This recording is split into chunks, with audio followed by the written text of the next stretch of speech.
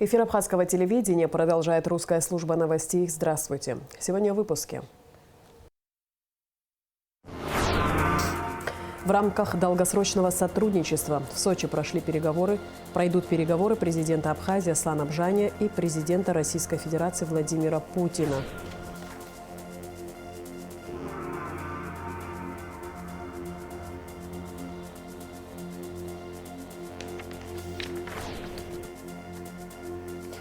Внесены изменения в бюджет столицы на этот год, а на месте гибели героя Абхазии фотокорреспондента Андрея Соловьева будет установлена мемориальная доска. В Сочи планируется встреча президента Абхазии Аслана Бжаня с президентом Российской Федерации Владимиром Путиным. Главы государства должны обсудить актуальные вопросы двустороннего долгосрочного сотрудничества в различных областях. На месте работает наша съемочная группа. Делегация Генеральной прокуратуры Абхазии во главе с генеральным прокурором Адгуром Агрба приняли участие в торжественных мероприятиях, посвященных столетию со дня образования прокуратуры Южной Осетии, которые проходили 3 октября. Указом президента Южной Осетии Алана Гаглоева за большой вклад в укрепление сотрудничества в области правовых отношений между Южной Осетией и Абхазией Адгур Агрба награжден орденом дружбы. А 4 октября в Южной Осетии отметили 15-летие со дня создания Министерства по чрезвычайным ситуациям. В праздничных мероприятиях участвуют делегации МЧС и Министерства обороны Абхазии во главе с первым заместителем министра Бесланом Цвижба. Кроме того, наши спасатели приняли участие в показательных учениях МЧС республики. Совместно с юго-осетинскими и российскими коллегами они отработали спасательную операцию с эвакуацией пострадавших. В честь празднования 30-й годовщины Дня Победы в Отечественной войне народа Абхазии приказом министра обороны действующие сотрудники органов внутренних дел, принимавшие участие в боевых действиях, награждены медалью «30 лет Победы». С поздравительной речью выступил министр внутренних дел Роберт Киут. Подробнее в материале пресс-службы МВД. В честь празднования 30-й годовщины Дня Победы в Отечественной войне народа Абхазии 1992-1993 годов приказом министра обороны Республики Абхазия награждены медалью «30 лет Победы в Отечественной войне народа Абхазии» действующие сотрудники органов внутренних дел, принимавшие участие в боевых действиях. Как поделился один из ветеранов Геннадий Севарнович Малания, поэзия всегда помогала пережить трудные времена. Многие фронтовики писали стихи в боевые листки, пытаясь таким образом перенести тяготы боевой службы в стихотворную форму, и он поделился своим произведением, рожденным в период боевых действий.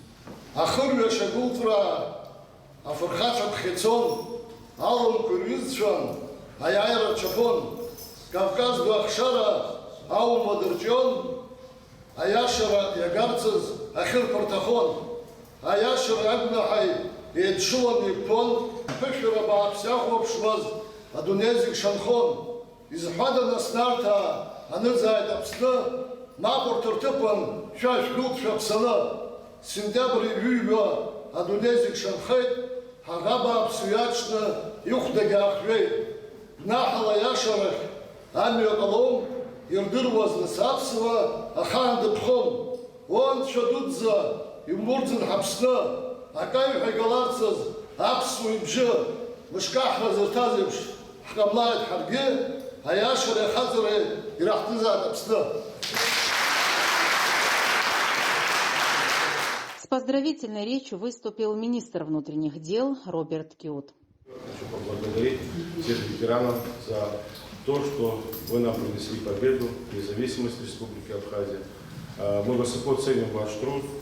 Я от всей души еще раз поздравляю вас с этим великим праздником. Желаю вам успехов, желаю вам, самое главное, крепкого здоровья.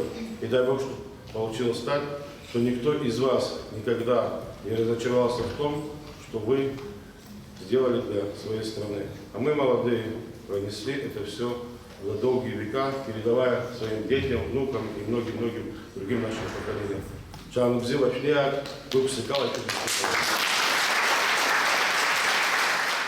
30 ветеранов на сегодняшний день несут достойную службу в органах внутренних дел. Желаем, чтобы в ваших жизнях отныне были только мир и покой. Добра вам, наши герои!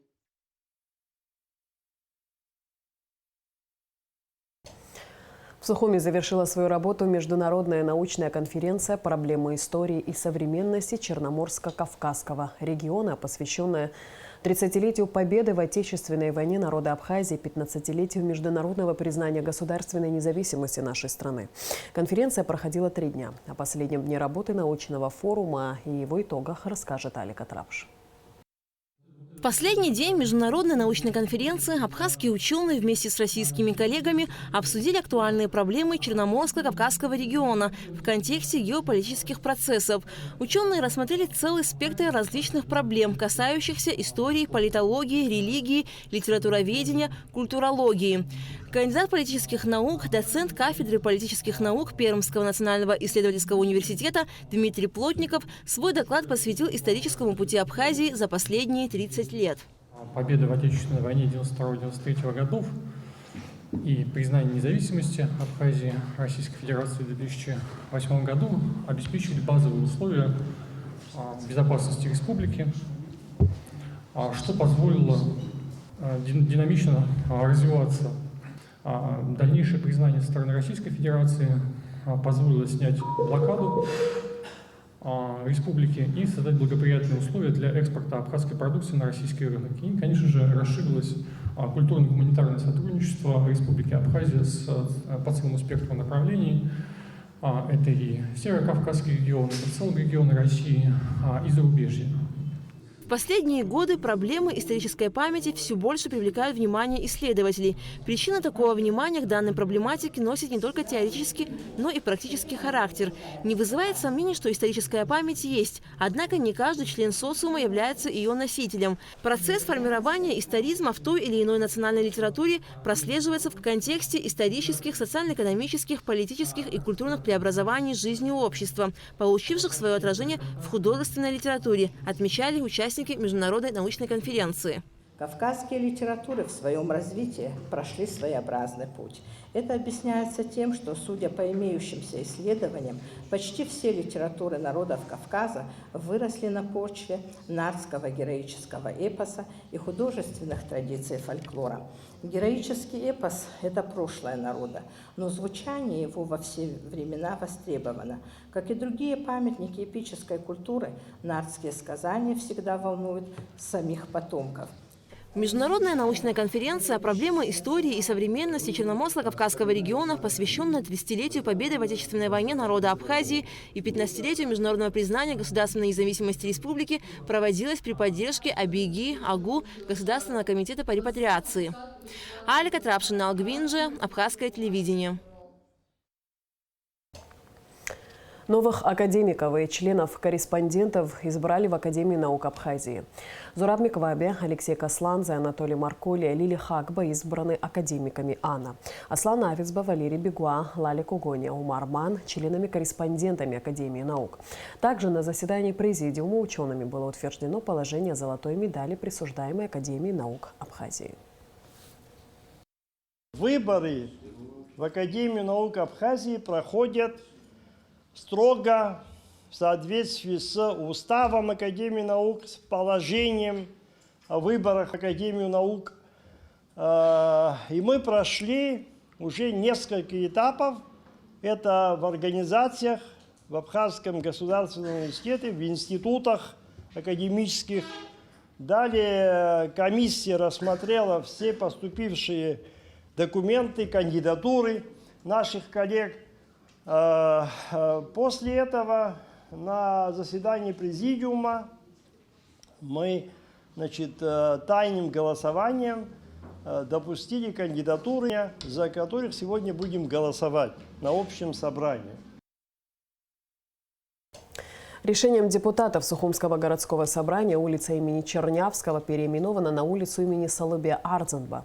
А на фасаде дома номер 53 на улице имени Владимира Аршба будет установлена мемориальная доска в память о герое Абхазии, фотокорреспонденте Андрее Соловьеве. Депутаты внесли изменения в бюджет столицы на этот год и повысили размер оплаты за обучение в детских музыкальных школах, школах искусств и художественной школы. Все детали в репортаже Шазины Ханагуа. Первым вопросом депутаты Сухумского городского собрания рассмотрели вопрос о внесении изменений в бюджет столицы на 2023 год. Речь идет о 50 миллионах рублей, необходимых на выплаты компенсации жителям аварийного дома по улице Надзадзе 3. Людям будут выплачиваться денежные средства в зависимости от квадратуры, в зависимости от количества комнат, которые у них имели, и они смогут купить на эти деньги уже другие квартиры в других домах, дом аварийный, как вы знаете. В своей речи мэр Сухума Бесланешба подчеркнул, что решение данного вопроса несколько затянулось, так как большее количество квартир аварийного дома были не приватизированы. По договоренности с Министерством финансов, с правительством договорились дробить эти суммы по 50 миллионов, чтобы было им тоже удобно немножко. Сразу там сотни миллионов выделять, сами понимаете, все-таки бюджет постоянно пополняющаяся вещь. Вот, но задержек никаких нет. Работа была непростая, это там, значит, кто первый, кто второй получает, кто третий, сами понимаете. В активном взаимодействии с жителями, по их согласию, по их согласованию, вот так была определена очередность, значит, и сумма выплат. Вот. Единственное, там есть момент, что у тех, у кого трехкомнатные квартиры с ремонтом, ну, они на рынке чуть дороже стоят, там 3650 вышла сумма, там есть небольшой хвостик, где-то 8-9 миллионов. Мы дополнительно обратились, значит, в правительство для того, чтобы оставшуюся сумму обратно, снова по согласованию с жителями, чтобы можно было бы их немножко им накинуть сверху, чтобы было бы легче приобрести. Всего на компенсацию жителям дома по улице Надзадзе 3 в Сухуме из республиканского бюджета будет выделено 300 миллионов рублей. В рамках первого вопроса повестки было отмечено, что 1441 семья погибших и инвалидов в честь 30-летия Победы получат единовременную материальную помощь от администрации столицы. Так, инвалиды первой категории и семьи погибших получат по 5000 рублей, инвалиды второй и третьей категории по 3000. В итоге сформировалась сумма в 6 миллионов, подчеркнул Бесланешба. Также изменения коснулись выделения средств на приобретение продуктов питания в детских садах до конца нынешнего года. Это вызвано подорожанием цен на продукты питания и увеличением количества детей. Дополнительно администрации было запрошено 11 миллионов 700 тысяч рублей. Знаете, что формируется из двух, значит, составных частей. 140 рублей на ребенка платим мы, 20 рублей за счет, значит, денег, которые собираются, взносы. В итоге выходит, взносы, в смысле, от родителей, которые платят. В итоге на 160 рублей мы кормим ребенка. Но если взять, просто перемножить, это совсем другие цифры. Мы там всяческим образом пытались, когда принимали еще бюджет, тогда, да, понимая, что цены растут, я им пообещал чуть попозже, давайте через полугодие. Но сейчас так вообще ситуация изменилась, потому что с сентября где-то, если у нас по началу года было 1900, то сейчас у нас 2300. Председатель Сухумского городского собрания Дмитрий Ося отметил, что в столичных детских садах до сих пор оплата составляет всего 300 рублей в месяц, тогда как в Гудауте и Гагре она достигает уже 1000 рублей в месяц. Нам с вами надо будет все равно рассмотреть данный вопрос. Может быть, мы количество льгот увеличим, и лучше многие семьи мы вообще освободим от уплаты этих 300 рублей. Но те семьи, которые сегодня в состоянии платить, извините, 1000 рублей платить в месяц, для человека, который там зарабатывает нормально, никакой проблемы нет. Давайте мы, может, распределим. Тем, кому сложно, мы эти 300 уберем. Но за счет того, что сделаем сады хотя бы до 1000 рублей. В итоге депутаты проголосовали за внесение изменений в бюджет столицы на 2023 год. Затем депутаты рассмотрели вопрос о переименовании улицы Чернявского на улицу Героя Абхазии Салыбея Ардзенпа. Дмитрий Ося также обратил внимание на то, что большинство жителей улицы Чернявского дали согласие на переименование и обращаются с соответствующей просьбой. Также в администрацию города пришли ходатайства от политической партии Амцахара и Министерства обороны. Этот вопрос также был единогласно одобрен.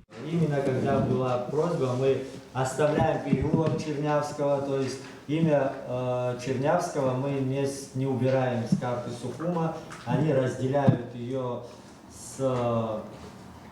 разделят при вашем положительном решении с героем Абхазии, известным командиром Салыбеем Ардзенба, больше известным, наверное, как Ака Ардзенба. именно во время нашей Отечественной войны народа Абхазии его батальон под его командованием брали Сухумскую гору. Это тоже был очень важный стратегический пункт при освобождении города Сухум. Решением Сухумского городского собрания у места гибели героя Абхазии, фотокорреспондента ТАСС Андрея Соловьева на фасаде дома номер 53 по улице Владимира Аршба будет установлена мемориальная доска. Инициатива по увековечиванию памяти Андрея Соловьева принадлежит Союзу журналистов Абхазии. 7 октября ему исполнилось 80 лет. Есть желание у Союза журналистов, есть такое желание и у руководства и ТАСС приурочить открытие памятной доски вот к этой юбилейной дате. Следующим депутаты рассмотрели вопрос о повышении размера оплаты за обучение в детских музыкальных школах, школах искусств и детской художественной школе до 1200 рублей в год или 100 рублей в месяц. На сегодня сумма взноса составляет 600 рублей, то есть 50 рублей в месяц. Против повышения высказался депутат Давид Чхеидзе, так как зарплаты и социальные выплаты в столице не выросли. Вопрос вызвал дискуссию. Вот я вам скажу то, что сказал педагог музыкальной школы. Она сказала, мне жалко родителей, которые не могут платить 1200 рублей. Вот такие слова сказала педагог музыкальной школы. Я не буду говорить конкретно какой. Поэтому я считаю, 1200 рублей это большая цена, потому что, учитывая, что у нас и коммунальные платежи, у нас и свет, у нас и вода, у нас все вырастет, потому что условия такие, и проезд, и на все направления у нас цена вырастет. Поэтому максимальная цена, которую я предлагаю, это 900 рублей на сегодня. Эти дети, допустим, ходят помимо музыкальной школы еще куда-то. Здесь 600 рублей, там 500 рублей, там 1000 рублей. И это становится некоторым семьям накладно. Давайте говорить правду как есть. Не все живут у нас так, как живут там. Просто, знаешь, мое мнение скажу. Вот я, сейчас тоже, как вы говорите, там 1200 рублей небольшая сумма. Но когда ты смотришь на расходную часть, и какие-то другие суммы видишь, и мне как-то становится, знаете, может быть, вообще убрать и 600 рублей тоже. И сделать это бесплатно, как мы говорили о саммитах. Я думаю, люди нам, всем, вот здесь сидящим, в лице вас, Беслан Григорьевич, в лице вас, Дмитрий Леонидович, были бы благодарны. Нету такого понимания, не могу. Есть такое понимание, не хочу. В городе есть такое вот общение, что я вот сообщаюсь, государство должно. Что государство должно? Каждый гражданин и горожанин, мое мнение, должен свою лепту внести в развитие государства и города. Если оставить на таком пути, что государство должно все делать, люди расслабятся и ничего не будут делать. Если нужда заставить 1200 рублей платить за ребенка, он руки, ноги имеет, он найдет эти средства и будет дополнительно работать, а не лежать и ждать от государства что-либо. Мое мнение такое. Одно предложение есть, да, лично от меня. Думаю, при возможности мы можем поддержать его. Сегодня мы говорим, что 1200 рублей небольшая сумма, я с ней полностью согласен, 100 рублей в месяц, да. Мы, как депутаты городского собрания, можем от себя каждый лично выделить 19 квот, нас 19 человек и 19 людей наиболее тяжелых, так скажем, в оплате проплатить сами. Я думаю, мы это возможно сделать. После обсуждений депутаты Сухумского городского собрания приняли решение об увеличении оплаты за обучение с 600 до 1200 рублей в год. Из 11 депутатов «за» проголосовали 10. Шазина Ханагуа, Михаил Братухин, Абхазское телевидение. Галский район Абхазии и Петровский район Тамбовской области подписали соглашение о сотрудничестве в области культуры, спорта, образования и сельского хозяйства. Подробности в материале наших коллег из Галмедиа. На праздновании 30-й годовщины победы в Отечественной войне народа Абхазии в Галский район была приглашена делегация из Тамбовской области. Гости из Российской Федерации приняли участие в торжественных мероприятиях, а по завершению их визита в Абхазию между Галским районом и Петровским районом Тамбовской области было подписано соглашение об установлении дружественных отношений.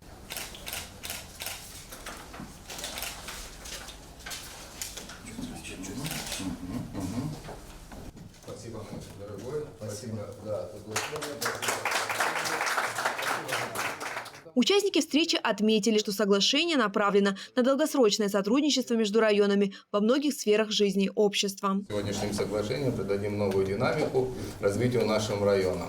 Это будет и связи, касающиеся культурного направления, спортивного направления, сельскохозяйственного направления в первую очередь, и ряд других, которые мы все вместе, наши коллеги, придумаем на развитие наших районов. Глава делегации Петровского района подчеркнул, что прибыл в ГАЛ по поручению губернатора Тамбовской области Максима Егорова и намерен приложить все усилия для того, чтобы документ стал рабочей платформой для развития отношений на разных уровнях. Мы действительно имеем целью развивать сотрудничество как в сфере образования, культуры и, конечно же, мы не будем забывать экономику. Наши народы очень похожи. И мы надеемся на то, что наше сотрудничество действительно будет плодотворным. После официальной части мероприятия участники обменялись памятными подарками. Гости познакомились с коллективом галлской администрации и продолжили обсуждение в неформальной обстановке. Активно обсуждалась идея сотрудничества в сфере образования. Необходимо развивать дружбу между молодым поколением районов. Речь идет о налаживании коммуникации между школьниками и преподавателями, отметил Сергей Ефанов. Хотим, чтобы у нас проходили телемосты, мастер-классы, особенно учителей-предметников, учителей русского языка, потому что мы должны обогатиться как вашей культурой, мы должны дать вашим детям более полное знание о Российской Федерации. По словам Константина Пилия, есть и другие направления сотрудничества, в которых станет полезным для обоих районов. Обсуждали вопрос, связанный с аграрной политикой. Петровский район очень обогащенный землями, плодородными землями, и продукцию выращивает в большом объеме. Это, конечно, не сравним с Галльским районом. И одно из направлений было организовывать в Галльском районе переработку основного сырья, которое выращено, например, в Тамбовской области, именно в Петровском районе. Вот такие вот цели и задачи мы себе поставили на будущее. Галльский район намерен наращивать международные связи с другими регионами Российской Федерации. В этом году также планируется подписание подобного соглашения с представителями Ярославской области. Амелия Бисмарк, Саид Айба, Борис Цацуа, Галмедиа. Житель города Воронежа обвиняется в незаконном приобретении, хранении, перевозке с целью сбыта в особо крупном размере наркотических средств. Обвиняемый был задержан с поличным сотрудниками УКОН МВД. Далее в нашем выпуске оперативная сводка Министерства внутренних дел. Обвинение в незаконном приобретении, хранении, перевозке с целью сбыта равно сбытия наркотических средств в особо крупном размере предъявлено Князеву Александру Михайловичу. Обвиняемый житель города Воронеж 1994 года рождения был задержан с поличным сотрудниками УКОН МВД Республики в результате проведения комплекса оперативно-розыскных мероприятий. При личном досмотре у гражданина изъят синий полиэтиленовый сверток с кристаллами светлого вещества. Как впоследствии установлено в экспертно-криминалистическом центре Министерства внутренних дел, в свертке содержалось наркотическое средство метадон весом более 27 грамм. Что это за вещество? Метадон. Метадон? Да. А для чего он вам нужен? Для закладки. Ну, чтобы делать тайные закладки. Тайные закладки. Объясните, что у вас за схема? На какой вы телефон фотографировали? На вот этот, который у меня находится в кармане. Который у вас в кармане? Да. Угу. А какое денежное вознаграждение? 1500 за одну закладку. За одну закладку. Да. Угу. А откуда вы приехали? С города Воронеж. С города Воронеж. А вы изначально знали, для чего сюда приезжаете? Ну, так, вкратце объясню, да. В ходе дальнейших проведенных ОРМ с участием самого Князева последний указал места сделанных им так называемых тайных закладок, где на разных участках местности по улице 4 марта в городе Сухум было обнаружено и изъято 4 свертка с аналогичным наркотическим средством. Гражданин Князев, вы можете пояснить, что это? Метадон. Это получается вы осуществили тайную закладку, да? За одну тайную закладку какое денежное вознаграждение? 1500 рублей. А кому отправляли фотографии с адресами? Телеграм и Гамчи. На фотографиях вы какие-то метки, указатели, какие-то... точку доставил, красную и все? точку, да, и все. Только фотографию и все? Да, или да. описание какой-то на улицу или геолокацию? Геолокацию. геолокацию, еще фотографию вы отправляли, да?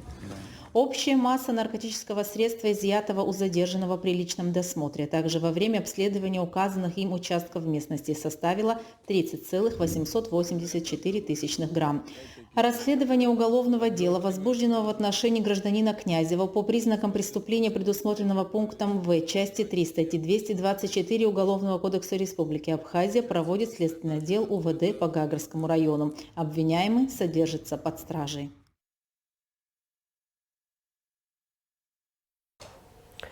Специалисты Абхазской железной дороги завершили восстановительные работы на Сухумском и Гудаутском вокзалах. На станции Сухум уложена новая брусчатка порядка 900 квадратных метров.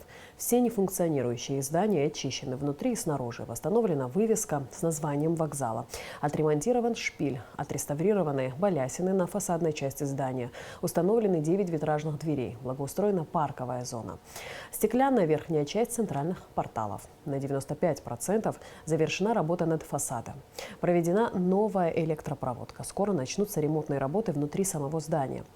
Железнодорожный мост в селе Ишера покрашен, проведено освещение. В порядок приведена и территория, прилегающая к мосту. Очищены и покрашены все железнодорожные эстакады в Сухуме. На платформе Абата города Гагра уложена брусчатка и проведено освещение. Работы продолжаются. Сухумская баскетбольная команда «Спартак» заняла первое место в открытом турнире «Золотая осень» в Славянске на Кубани, сообщается на сайте Госкомитета по делам молодежи и спорту. В соревнованиях среди команд девушек 2012 года рождения и моложе приняли участие 4 команды – Ростов, Ростов-2, Славянск на Кубани и «Спартак». Турнир проходил по круговой системе. Сухумские баскетболистки провели 3 игры и во всех одержали безоговорочные победы. Лучшим игроком турнира была признана Нала Гунба. Тренирует команду Николай Гущин. Столичный водоканал сообщает, что 5 октября с полуночи до 12 часов дня будет прекращена подача воды на Кадорском шоссе в районе Турбазы по улицам Апсильская, Братьев Зантария, Джанба, а также в селах Баслата и Дзукта. Воды не будет в связи с ремонтными работами по улице Акиртава. И в завершении выпуска о погоде.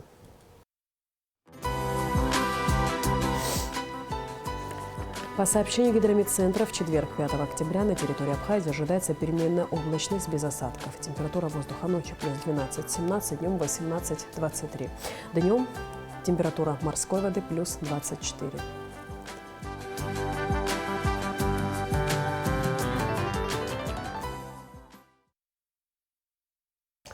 На этом наш выпуск завершен. Всего доброго и до встречи в эфире.